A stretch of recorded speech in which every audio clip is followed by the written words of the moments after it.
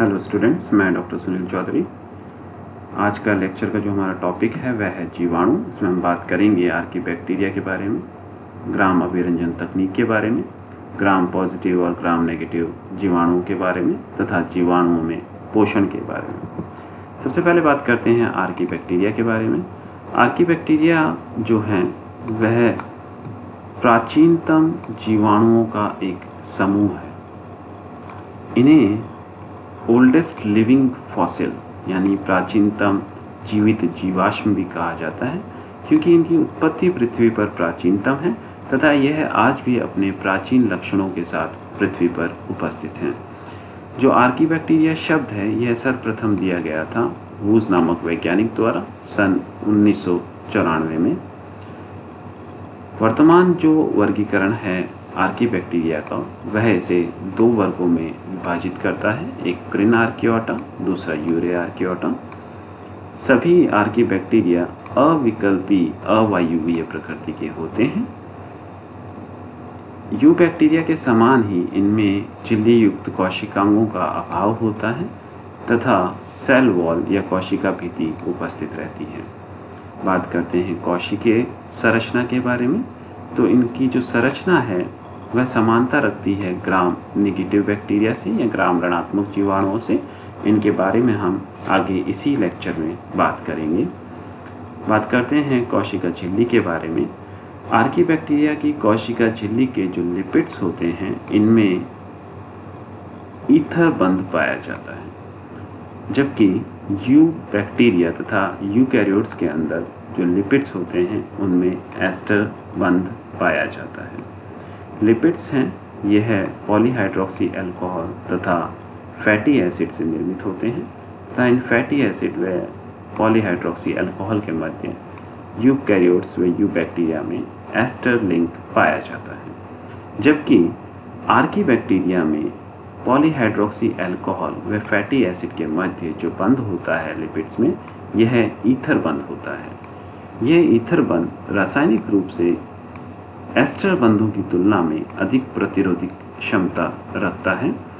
साथ ही जो Archie bacteria के कोशिका झिल्ली के लिपिड्स हैं ये अत्यधिक शाखित होते हैं, जो चरम वातावरणीय अवस्थाओं जैसे उच्च तापमान, उच्च लवणीयता पर कोशिका झिल्ली को टूटने से बचाते हैं। बात करते हैं आर्की बैक्टीरिया की कोशिका भित्ति के बारे में।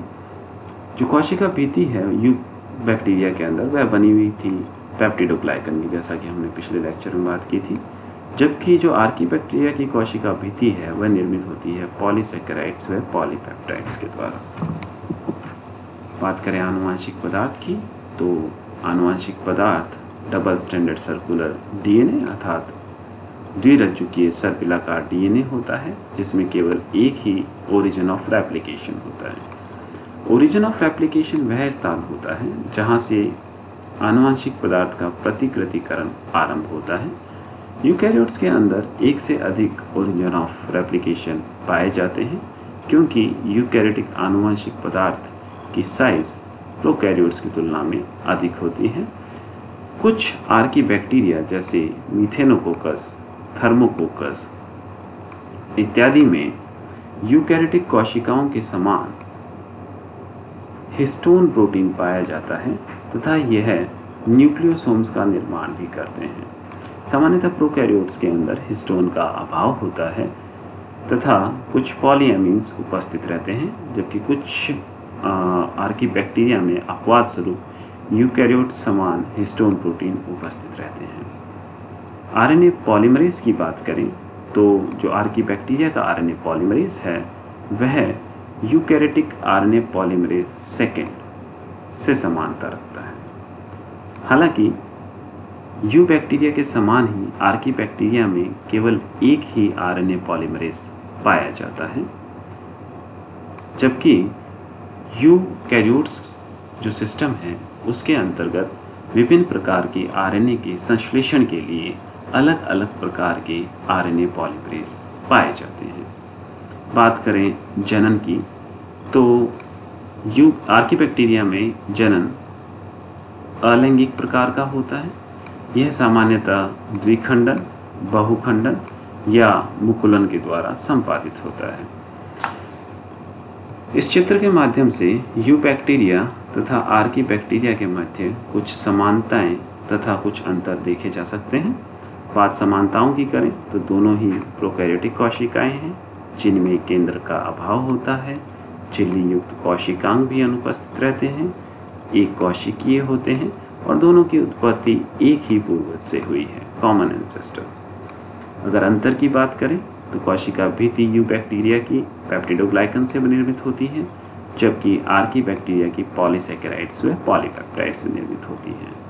जो यू बैक्टीरिया हैं वह चरम अवस्थाओं में सर्वाइव नहीं कर सकते हैं, जीवित नहीं रह सकते हैं, जबकि आर्की बैक्टीरिया चरम अवस्थाओं में जीवित रह सकते हैं क्योंकि इनकी कोशिका झिल्ली के अंदर शाखित लिपिड पाए जाते हैं। साथ ही साथ इनके लिपिड्स में ईथर बंध उपस्थित रहता है जो रासायनिक रूप से एस्टर बंधों की तुलना में अधिक स्थायी है। जो यू बैक्टीरिया है ये मोर स्टैंडर्ड एनर्जी प्रोडक्शन करते हैं, जबकि जो आर्की बैक्टीरिया है ये लेस स्टैंडर्ड एनर्जी प्रोड्यूस करते हैं। बात करें ग्राम अभिरंजन तकनीक की, तो ग्राम अभिरंजन तकनीक है, इसका इस्तेमाल किया जाता है जीवाणुओं के दो बृहद ग्रुपों या समूहों को पृथक करने के लिए, और ये आधारित है जीवाणुओं की कोशिका भित्ति के ऊपर। कैसे है उसकी आगे बात करेंगे। ग्राम अभिरंजन तकनीक की जो प्रक्रिया है उसके अंतर्गत सर्वप्रथम जो जीवाणुओं का सैंपल है उसे स्लाइड पर रखा जाता है, तत्पश्चात इसे हीट फिक्स किया जाता है। इसे बर्नर के ऊपर से 2-3 बार सावधानी पूर्वक निकाला जाता है जिससे सैंपल है स्लाइड पर फिक्स हो जाता है। फिर इस स्लाइड के ऊपर प्राइमरी स्ट्रेन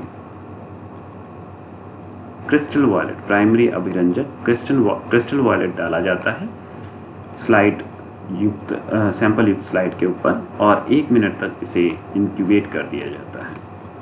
इंक्यूबेट करने के बाद में इस स्लाइड को जल की मंद धारा में धोया जाता है लगभग 5 सेकंड तक, जिससे जो अतिरिक्त क्रिस्टल वॉयलेट अभिरंजन है वह निकल जाता है। तत्पश्चात स्लाइड को ग्राम आयोडीन सॉल्यूशन स्लाइड पर डाला जाता है। इसे 1 मिनट तक रखा जाता है। जो ग्राम आयोडीन है यह एक मॉर्डेंट के रूप में कार्य करता है जो प्राइमरी स्ट्रेन क्रिस्टल वॉयलेट को बैक्टीरिया की सेल वॉल से बंधने में या फिक्स करने में सहायता करता है। इसके बाद स्लाइड को 3 सेकंड तक अल्कोहल से धोया जाता है। अल्कोहल से धोने के बाद इसे हल्के से जल की धारा में धोया जाता है। जल से धोने के पश्चात स्लाइड पर सेकेंडरी स्ट्रेन सैफ्रेनिन डाला जाता है। सैफ्रेनिन डालने के बाद स्लाइड को 1 मिनट तक इंक्यूबेट किया जाता है। इंक्यूबेट करने के बाद इसे जल की धारा में 5 सेकंड तक धोया जाता है। इसके बाद इस सैंपल युक्त स्लाइड को माइक्रोस्कोप के नीचे देखा जाता है तो जो ग्राम पॉजिटिव बैक्टीरिया हैं वह प्राइमरी स्ट्रेन को धारण किए हुए रहते हैं और इसके वजह से यह वॉयलेट या बैंगनी कलर के दिखाई देते हैं। जबकि जो ग्राम नेगेटिव बैक्टीरिया हैं वो प्राइमरी स्ट्रेन को रिटेन या धारण नहीं कर पाते हैं और जो सेकेंडरी स्ट्रेन है उससे अभिरंजित हो जाते हैं, जिसके वजह से यह लाल कलर के दिखाई देते हैं। जैसा कि चित्र में देखा जा सकता है कि जब स्लाइड के ऊपर सैंपल जो अपन लिया था उसके ऊपर जब क्रिस्टल वॉयलेट डाला गया तो सारे के सारे जीवाणु जो हैं वह बैंगनी कलर के अभिरंजित हो गए। जल से धोने के पश्चात जब इस पर आयोडीन डाला गया, मॉर्डेंट के रूप में जो कार्य करता है वह सहायता करता है क्रिस्टल वॉयलेट को जीवाणु की कोशिका भित्ति में फिक्स करने के लिए। तत्पश्चात जब इस स्लाइड को अल्कोहल से धोया जाता है तो वह जीवाणु जो क्रिस्टल वॉयलेट स्टेन धारण नहीं करते हैं वह रंगहीन हो जाते हैं तथा जो धारण करते हैं वह बैंगनी रंग के दिखाई देते हैं, जिन्हें हम ग्राम पॉजिटिव बैक्टीरिया कहते हैं। इसके बाद में जब इन्हें सैफ्रेनिन से अभिरंजित किया जाता है तो जो ग्राम ऋणात्मक जीवाणु हैं वह लाल कलर के दिखाई देते हैं। तो इस प्रकार से इस तकनीक के द्वारा ग्राम धनात्मक तथा ऋणात्मक जीवाणुओं में अंतर किया जा सकता है। ग्राम धनात्मक तथा ऋणात्मक जीवाणुओं में मुख्य अंतर क्या क्या है उनके बारे में बात करते हैं। जो ग्राम धनात्मक जीवाणु हैं, जैसा कि हम बात कर चुके हैं, यह जीवाणु अल्कोहल से वॉशिंग के बाद भी, अल्कोहल से धावन के बाद भी जो प्राइमरी स्टेन है उसे रिटेन करते हैं। इस वजह से यह बैंगनी रंग के दिखाई देते हैं। जबकि जो ग्राम नेगेटिव बैक्टीरिया हैं वह अल्कोहल से धावन के पश्चात जो प्राइमरी स्टेन है, जिसे क्रिस्टल वॉयलेट कहते हैं, उसे धारण नहीं कर पाते हैं। जो ग्राम पॉजिटिव बैक्टीरिया है इसकी कोशिका भित्ति केवल एक लेयर होती है, यानी एक परतीय होती है, जबकि ग्राम ऋणात्मक जीवाणुओं की कोशिका भित्ति बायलेयर या द्विपर्तीय होती है। जैसा कि चित्र में देख सकते हैं कि यह कोशिका झिल्ली है। कोशिका झिल्ली के बाद में एक पेरीप्लाज्मिक स्पेस है। इसके बाद में ग्राम धनात्मक जीवाणुओं में बहुपर्तीय पेप्टिडोग्लाइकन परत देखने को मिल रही है, जबकि ग्राम ऋणात्मक जीवाणुओं में केवल एक परतीय ही पेप्टिडोग्लाइकन लेयर है। परंतु जो ग्राम ऋणात्मक जीवाणु हैं इनमें पेप्टिडोग्लाइकन परत के बाहर एक दूसरी परत जो कि लिपोप्रोटीन्स की बनी हुई होती है उपस्थित रहती है। हालांकि इस परत पे पोरिन्स प्रोटीन पाए जाते हैं, कुछ छिद्र पाए जाते हैं जिन्हें पोरिन्स कहा जाता है। तो जब इन जीवाणुओं को क्रिस्टल वॉयलेट से अभिरंजित किया जाता है तो जो ग्राम पॉजिटिव बैक्टीरिया है उसमें उपस्थित पेप्टिडोग्लाइकन उस अभिरंजन को ग्रहण कर लेते हैं, जिसके वजह से जो ग्राम पॉजिटिव बैक्टीरिया है वह बैंगनी रंग के दिखाई देते हैं। जबकि ग्राम नेगेटिव बैक्टीरिया में वह स्टेन पेप्टिडोग्लाइकन परत तक नहीं पहुंच पाता है। उससे पहले ही स्लाइड को अल्कोहल से धो दिया जाता है, जिसकी वजह से जो बाह्य परत है जिसमें कुछ मात्रा में क्रिस्टल वॉयलेट उपस्थित था वह निकल जाती है।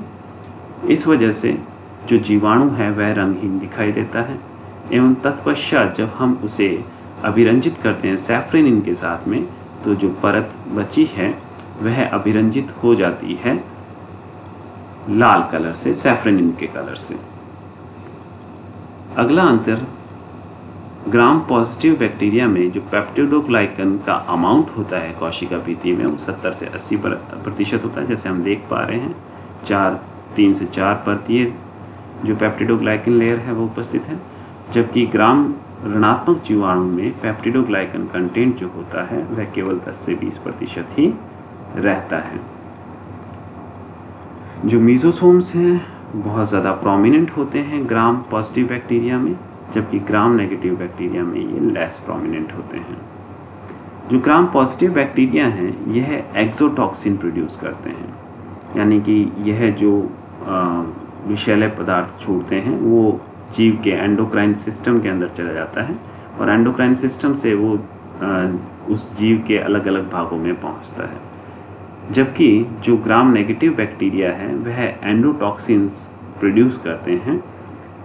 यह एंडोटॉक्सिन्स इनके लिपोपॉलीसैकेराइड्स के रूप में उपस्थित होते हैं, ये एंटीजन के रूप में कार्य करते हैं तथा ये जीवाणु जहाँ जाते हैं इनको अपने साथ लेके जाते हैं, तो इन्हें कहा जाता है एंडोटॉक्सिन्स। तो ऋणात्मक जीवाणु जो है वो एंडोटॉक्सिन प्रोड्यूस करते हैं, जबकि ग्राम धनात्मक जीवाणु एक्सोटॉक्सिन प्रोड्यूस करते हैं। तो ये कुछ अंतर थे ग्राम धनात्मक तथा ऋणात्मक जीवाणुओं में। बात करते हैं जीवाणुओं में पोषण के बारे में। अधिकांश जो जीवाणु है वह विषमपोषी प्रकार के होते हैं, केवल कुछ ही स्वपोषी प्रकार के होते हैं। न्यूट्रिशन या पोषण के आधार पर जीवाणुओं को 3 प्रमुख वर्गों में बांटा जा सकता है: ऑटोट्रॉप्स स्वपोषी, हेटेरोट्रॉप्स विषमपोषी तथा सिम्बायोटिक या सहजीवी। बात करते हैं स्वपोषी जीवाणुओं के बारे में। तो ये जो स्वपोषी जीवाणु हैं ये 2 प्रकार के हो सकते हैं: प्रकाश संश्लेषी स्वपोषी व रसायन संश्लेषी स्वपोषी। जो प्रकाश संश्लेषी स्वपोषी हैं यह प्रकाश संश्लेषण के द्वारा अपना भोजन बनाते हैं, जबकि जो रसायन संश्लेषी स्वपोषी हैं ये रासायनिक पदार्थों के ऑक्सीकरण के द्वारा अपनी ऊर्जा का निर्माण करते हैं। पहले बात करते हैं प्रकाश संश्लेषी ऑटोट्रॉप्स या स्वपोषियों के बारे में। तो यह पुनः 2 भागों में बांटे जा सकते हैं: प्रकाश लिथोट्रॉप्स या प्रकाश अकार्बपोषी और प्रकाश कार्बपोषी यानी फोटो ऑर्गेनोट्रॉप्स।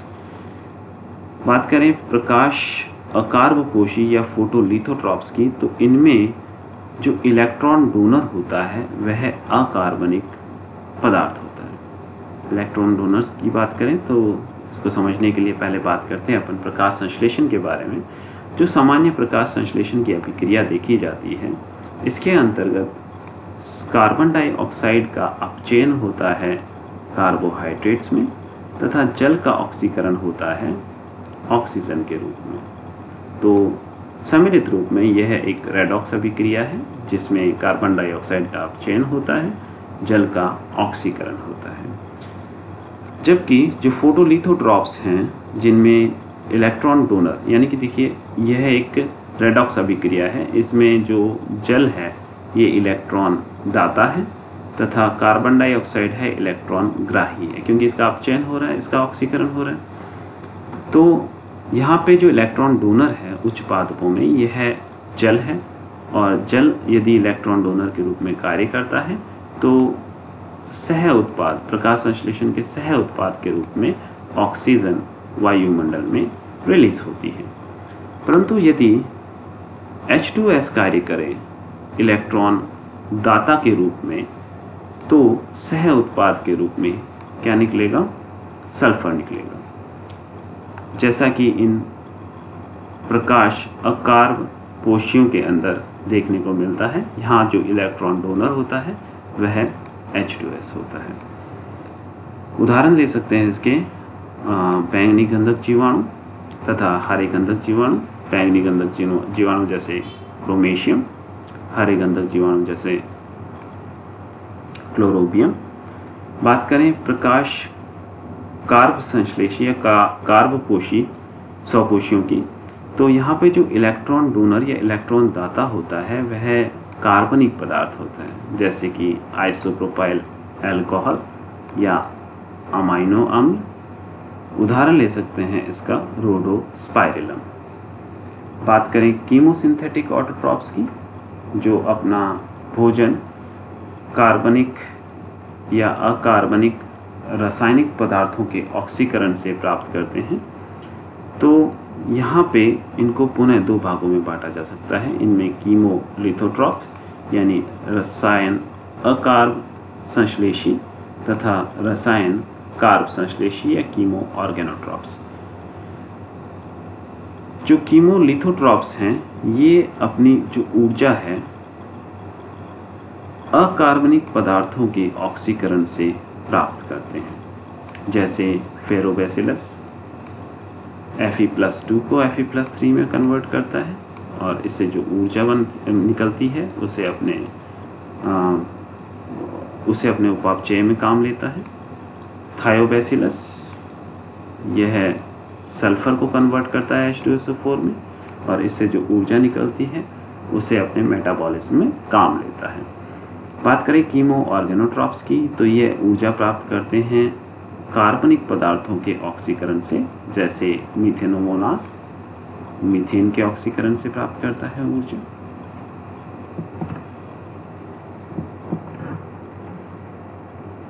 दूसरी कैटेगरी की बात करें जिसे अपन विषमपोषी कहते हैं, तो विषमपोषियों को पुनः दो भागों में बांटा जा सकता है, जिन्हें मृतोपजीवी या सैप्रोफिटिक, पैरासिटिक या परजीवी कहा जाता है। मृतोपजीवी जीवाणु अपना पोषण या तो मृत कार्बनिक पदार्थों से प्राप्त करते हैं। यदि वे मृत कार्बनिक पदार्थों से प्राप्त करते हैं तो इन्हें सैप्रोफिटिक या मृतोपजीवी कहते हैं, या फिर यह अपना पोषण है वह जीवित कोशिका से प्राप्त करते हैं। यदि ये अपना पोषण जीवित कोशिका से प्राप्त करते हैं तो इन्हें पैरासाइट या परजीवी कहा जाता है। बात करते हैं मृतोपजीवियों की, तो मृतोपजीवियों को पुनः दो भागों में बांटा जा सकता है, जिसे कहते हैं अविकल्पी मृतोपजीवी, अर्थात यह अपना भोजन केवल और केवल मृत कार्बनिक पदार्थों से ही प्राप्त कर सकते हैं। उदाहरण के लिए क्लॉस्ट्रिडियम बोटुलिनम। दूसरी जो कैटेगरी है वह है अविकल्पी परजीवियों की। अविकल्पी परजीवी या फैकल्टेटिव पैरासाइट्स की। यह जीवाणु सामान्यतः मृतोपजीवी ही होते हैं, परंतु यदि मृत कार्बनिक पदार्थ अनुपस्थित है, डेड ऑर्गेनिक मटेरियल अनुपस्थित है, तो ये पैरासाइट के रूप में भी पोषण प्राप्त कर सकते हैं, अर्थात जीवित कार्बनिक पदार्थ से भी पोषण प्राप्त कर सकते हैं। उदाहरण के लिए स्यूडोमोनास। जो परजीवी हैं इन्हें पुनः दो भागों में बांटा जा सकता है। अविकल्पी परजीवी जो अपना भोजन केवल और केवल जीवित कार्बनिक पदार्थों से ही प्राप्त कर सकते हैं। उदाहरण के लिए माइकोबैक्टीरियम लेप्रे। दूसरी जो श्रेणी है वह आती है विकल्पी मृतोपजीवी की। यहाँ इनके पास में विकल्प उपलब्ध है, इन्हें कहा जाता है फैकल्टेटिव सैप्रोफाइट्स। यह जीवाणु सामान्यतः परजीवी होते हैं, परंतु यदि जो जीवित ऑर्गेनिक मटेरियल या जीवित कार्बनिक पदार्थ अनुपस्थित है तो ये मृतोपजीवी के रूप में भी अपना पोषण ग्रहण कर सकते हैं। उदाहरण के लिए माइकोबैक्टीरियम ट्यूबरक्लोसिस। तीसरी जो कैटेगरी है जीवाणुओं में पोषण की वह है सिम्बायोटिक या सहजीवन। सहजीवन का सबसे अच्छा उदाहरण राइजोबियम तथा लेग्यूमिनोसी कुल के पादप हैं।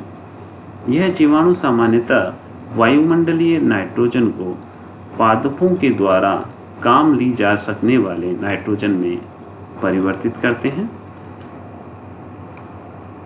यह कार्य यह नाइट्रोजिनेस एंजाइम की उपस्थिति में करते हैं तथा पादपों को प्राकृतिक नाइट्रोजन प्रदान करते हैं।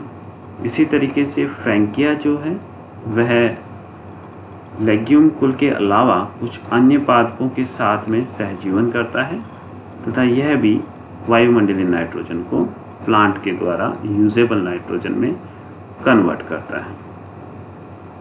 धन्यवाद।